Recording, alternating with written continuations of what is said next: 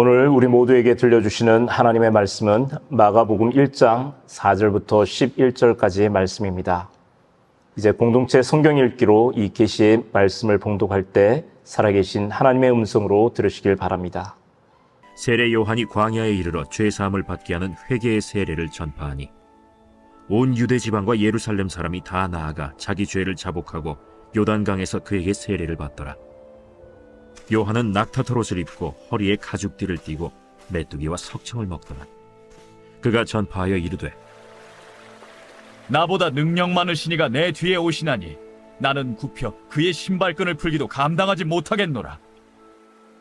나는 너희에게 물로 세례를 베풀었거니와 그는 너희에게 성령으로 세례를 베푸시리라.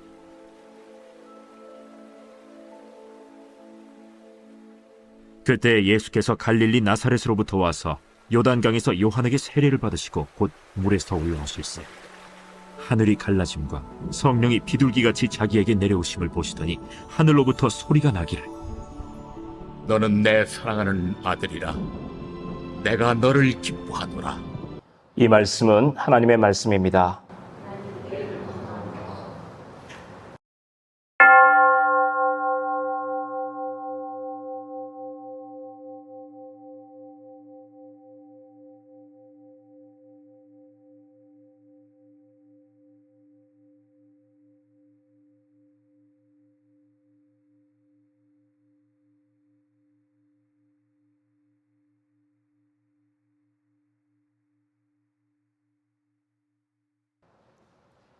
해가 바뀌었습니다.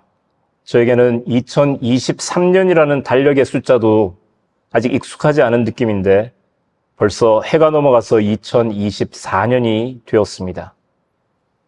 여러분들에게 새해가 시작됐다는 것은 어떤 의미입니까? 어떤 각오와 어떤 마음으로 2024년을 출발하셨습니까? 대부분의 사람들은 새해가 되면 올해는 이렇게 살아보겠다는 다짐을 하면서 출발을 합니다. 사실 날짜를 의식하지 않고 살다 보면 12월 31일이나 1월 1일이나 별다른 차이가 없는 똑같은 날입니다. 하지만 우리는 매년 제야의 종소리나 해맞이와 같은 송구영신 이벤트를 설정해서 기념하곤 합니다. 이를 통해서 이전과는 다른 삶을 살아보겠다는 새로운 다짐을 1년마다 거듭해서 새롭게 시작합니다. 비록 작심삼일에 불과할지라도 해마다 목표한 것을 다 이루지 못한다 해도 이렇게 매년 새롭게 다시 시작하는 것 자체는 매우 의미 있는 일이라고 여겨집니다. 왜 우리는 매년 이런 일을 반복할까요? 우리가 도달하기를 원하는 이상적인 목표가 있습니다. 그리고 현재 우리가 살아가는 삶의 현실의 상황이 있습니다. 그 둘 사이에는 늘 차이가 나기 마련입니다. 순간순간 우리는 지금 내가 잘 살아가고 있는지를 돌아보며 우리가 설정한 목표를 향해서 새롭게 출발할 동력을 얻는 계기가 필요합니다. 새해라고 하는 시간, 모든 것을 원점에서 다시 출발한다는 의식이 필요한 이유입니다. 그런데 이런 이유에서라면 꼭 새해 첫날이 아니어도 괜찮습니다. 지금까지의 삶을 되돌아보고 이전과는 다른 새로운 삶을 향해 새롭게 출발하겠다라고 하는 생각의 전환만으로도 우리는 언제든지 새롭게 출발할 수 있습니다. 매년 돌아오는 자기의 생일을 그 시점으로 삼아도 되겠죠. 매월 첫날은 어떻습니까? 또는 매 주일마다 드리는 주일 예배가 새로운 출발을 다짐하는 출발점이 될 수도 있을 겁니다. 특정한 날짜가 중요한 것이 아니라 변화를 위해 기존까지 고수하던 자신의 자리를 박차고 변화를 위해 새롭게 출발하는 계기가 중요합니다. 우리 모두의 오늘이 바로 그날이 되기를 소망합니다. 오늘 말씀도 첫 걸음을 내딛는 의미가 담겨 있습니다. 예수님은 공생애를 시작하시면서 세례 요한의 세례를 받는 것으로 그 출발점을 삼으셨습니다. 교회에 나오는 것만으로 모두가 기독교인이 저절로 되는 것은 아닙니다. 한 걸음 더 들어가 보면 세례 교인이냐 아니냐로 다시 구분될 수 있습니다. 오늘날도 기독교인으로 들어가는 첫 관문은 세례입니다. 이 세례는 1차적으로는 단절의 의미를 가지고 있습니다. 죄로부터 끊어짐을 상징합니다. 더 나아가서 이제 나는 새로운 존재로 거듭났다라고 하는 뜻이 있습니다. 사실 세례의식 그 자체보다 더 중요한 것은 세례를 받기 전 세례 문답을 통해서 예수를 나의 구주로 고백하며 이제 나는 하나님의 자녀가 되었음을, 하나님께 다시 연결되었음을 확인받는 절차가 세례입니다. 바로 그런 의식의 출발이 된 근거가 오늘 본문이라고 말할 수 있습니다. 하나님이 이 세상을 만들고 사람을 만드셨을 때 보기 좋았다라고 말씀하셨죠. 보기 좋았다라고 하는 뜻은 겉모습이 예쁘다든가 잘생겼다는 뜻이 아닙니다. 하나님이 원하시고 바라던 대로 살아가고 움직일 준비가 되어 있는 모습을 뜻합니다. 하지만 시간이 지나면서 세상은 하나님의 바람과는 점점 다르게 변해갔습니다. 하나님을 잊어버리고 스스로 하나님의 자리에 오르려 하고 끝없이 소유하려는 탐욕이 인간을 움직이는 원동력이 되어서 세상을 이끌어가기 시작했습니다. 이렇게 하나님을 떠난 인간은 더 이상 보기 좋은 모습을 유지할 수 없었습니다. 마치 절병을 향해 달려가면서도 그 끝이 어떻게 될지 내다보지 못하는 그런 상태로 살아가게 되었습니다. 이런 사람들 향해 세례 요한은 다시 하나님께로 돌아오라고 외칩니다. 가던 길을 돌이켜 회개하라고 소리칩니다. 그리고 죄사함의 세례를 베풀었습니다. 그런데 이 세례는, 이 세례 요한의 세례는 정결 예식에 불과합니다. 그 한 번의 세례로 모든 죄의 문제가 해결되는 것이 아니었습니다. 더 중요한 것은 다시 하나님께 속하는 것입니다. 오늘 말씀처럼 너는 내 사랑하는 아들이라 딸이라 내가 너를 기뻐하노라 이렇게 하나님과의 관계가 회복되어야 합니다. 바로 이것을 위해 예수님이 우리에게 오셨습니다. 오늘 세례의 장면을 통해서 우리가 나아갈 길을 보여주셨습니다. 사실 세례 요한에게 세례를 받는 것은 예수님께는 불필요한 행동이었습니다. 굳이 하지 않으셔도 괜찮았습니다. 하지만 예수님은 기어이 세례를 받으십니다. 회개나 죄를 씻음이 필요해서가 아니었습니다. 우리를 향한 하나님의 사랑을 다시 한번 확인시켜 주시기 위해 세례를 받으셨습니다. 오늘 말씀 가운데 하늘이 갈라짐과 성령이 비둘기같이 자기에게 내려오심을 보았다라고 하는 표현이 나옵니다. 여기에서 하늘이 갈라졌다라고 하는 표현이 참으로 인상적입니다. 그냥 하늘이 조용히 열렸다는 그런 뉘앙스가 아닙니다. 그야말로 쭉 찢어졌다라고 하는 의미입니다. 생각해 보십시오. 열린 것은 다시 닫힐 수 있습니다. 하지만 찢어진 것은 원래의 상태로 돌아가기 힘듭니다. 돌이킬 수 없습니다. 그렇습니다. 인간을 구원하기 위한 하나님의 행보는 거침이 없으셨습니다. 후회함이 없으십니다. 후퇴가 없습니다. 예수님의 공생애는 이런 찢어짐으로 시작해서 찢어짐으로 끝이 났습니다. 세례를 받을 때 하늘이 찢어진 것처럼 십자가 위에서 돌아가실 때 성전의 휘장이 위에서 아래로 찢어졌다라고 기록되어 있습니다.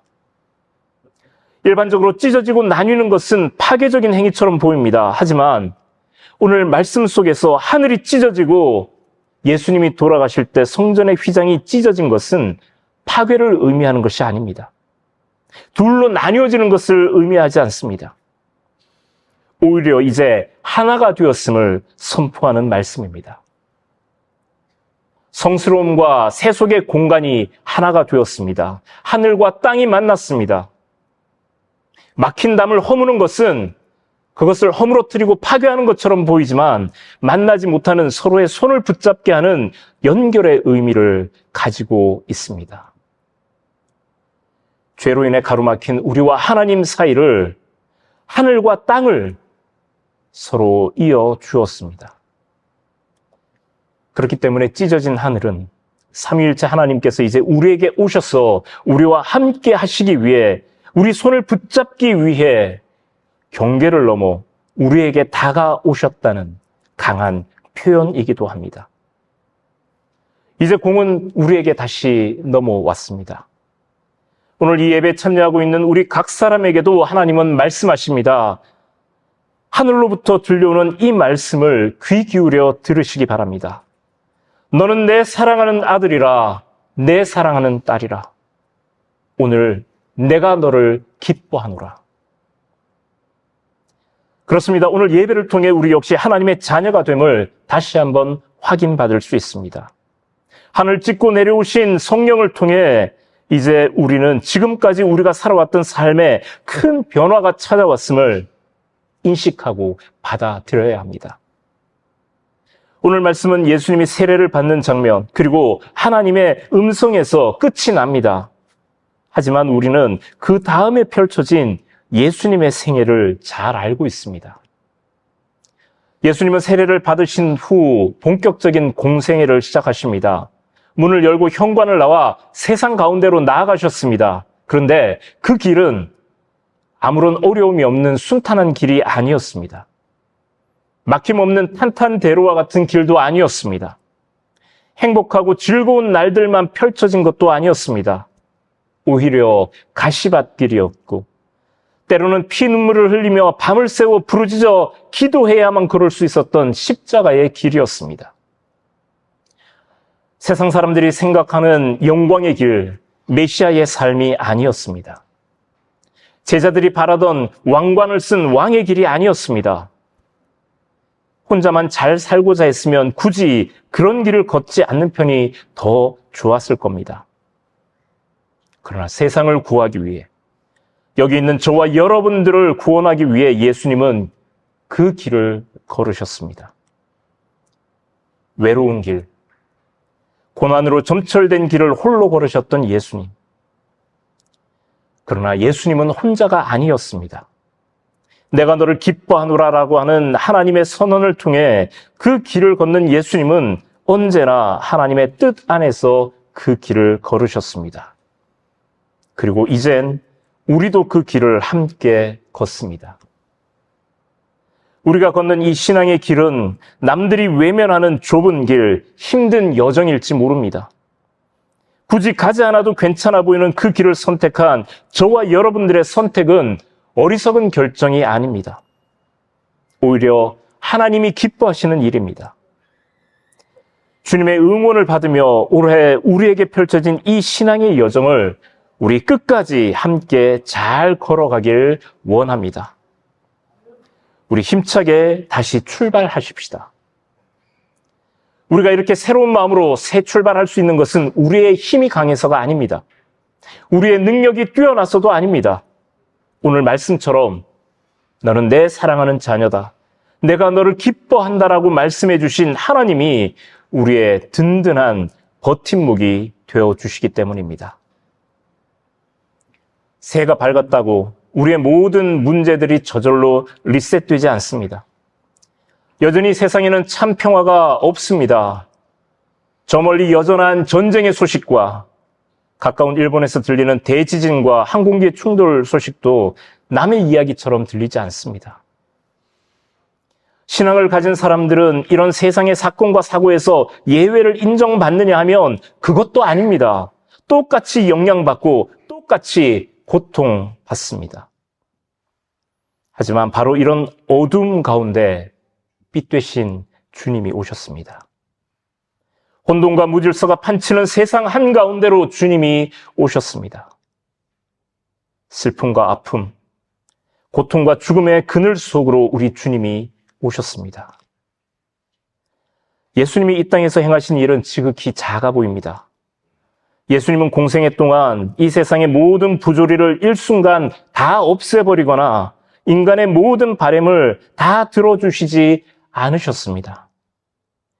세상을 구원하는 사역은 실패로 돌아간 것 같았습니다. 그 당시 수없이 죽어간 수많은 사형수들처럼 힘없이 십자가에 달려 돌아가셨기 때문입니다. 하지만 예수님에 의해 시작된 그 움직임은 멈추지 않았습니다. 찢어진 하늘로부터 내려온 성령은 예수님의 이름을 기억하고 믿는 모든 사람들 위에 내려앉았습니다. 사람들이 내려앉은 그 작은 불꽃은 쉴 새 없이 퍼져나가고 더 넓게 번져갔습니다. 며칠 전 테슬라의 회장인 일론 머스크가 밤에 찍은 한반도 위성 사진을 자신의 SNS에 게재하면서 큰 화제가 되었습니다. 예전에도 많이 떠돌던 사진입니다. 캄캄한 북쪽에 비해서 환한 불빛으로 가득 찬 남쪽의 모습이 대조적인 사진이었습니다. 일론 머스크는 이것을 자본주의와 공산주의의 차이로 해석을 합니다만 과연 그 이유 하나뿐일까요? 사람들의 마음이나 영성을 찍는 카메라가 있다면 저 멀리서 우리를 한번 찍어 보았으면 좋겠습니다. 주위의 어둠이 짙으면 짙을수록 우리가 서 있는 자리는 더 환하게 빛날 것임을 믿어 의심하지 않습니다. 그리고 더 나아가 우리에게서 출발한 그 빛은 점점 주위로 뻗어 나갈 것입니다. 우리는 새로운 출발점 위에 서 있습니다. 새해가 밝았기 때문이 아닙니다. 새해 첫 주일 아침이기 때문이 아닙니다. 매주 예배 가운데 우리는 우리를 향해 하늘을 찢고 내려오시는 성령 하나님을 맞이합니다. 하늘로부터 들려오는 하나님의 음성을 듣습니다. 여기에 힘입어 예수님이 걸어가신 길을 그와 동행하며 나아가기 위해 우리는 다시 세상으로 향합니다. 이것이 우리의 출발점입니다. 그렇기 때문에 우리의 매일은 늘 새롭습니다. 꼭 주일 예배를 통해서만 주님을 만날까요? 우리가 맞이하는 매일의 아침은 왜 그럴 수 없겠습니까? 잠깐의 시간을 통해 우리는 우리가 주님 앞에 서 있는 존재라는 사실을, 그리고 오늘도 주님과 동행하는 하루를 새롭게 출발하고 있음을 의식하는 그런 시간을 가질 수 있습니다. 매일 아침마다 말이죠. 우리 앞에 펼쳐진 세상은 전혀 아름답지 않습니다. 동화처럼 늘 해피엔딩으로 끝나는 것도 아닌 것 같습니다. 하지만 우리는 믿습니다. 그 험한 길을, 그 아름답지 않은 세상을 우리는 홀로 걷고 있지 않습니다. 우리를 위해, 우리를 향해 이 땅에 오신 주님이 오늘도 우리와 함께 하십니다. 그로 인해 모든 것이 변했습니다.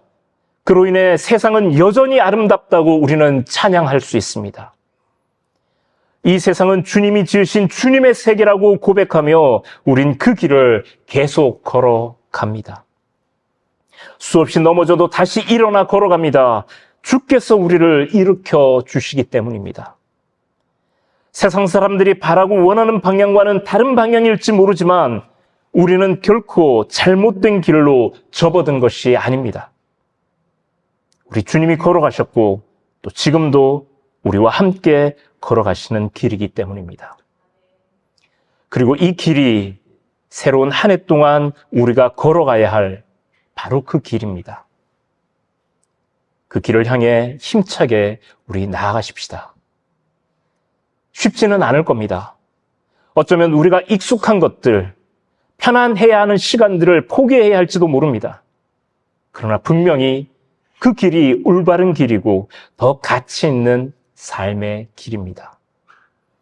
2024년 우리가 살아가고 있는 시간과 공간을 주님의 영역으로 바꾸며 우리가 걸어가고 숨쉬고 살아가는 우리의 모든 세계가 온통 하나님의 세계로 물들 수 있도록 우리 새롭게 출발하십시다. 오늘부터 다시 시작입니다. 기도하겠습니다. 늘 우리의 처음 되신 주님, 주님께서 오셔서 우리 생에 빛을 비추어 주었습니다.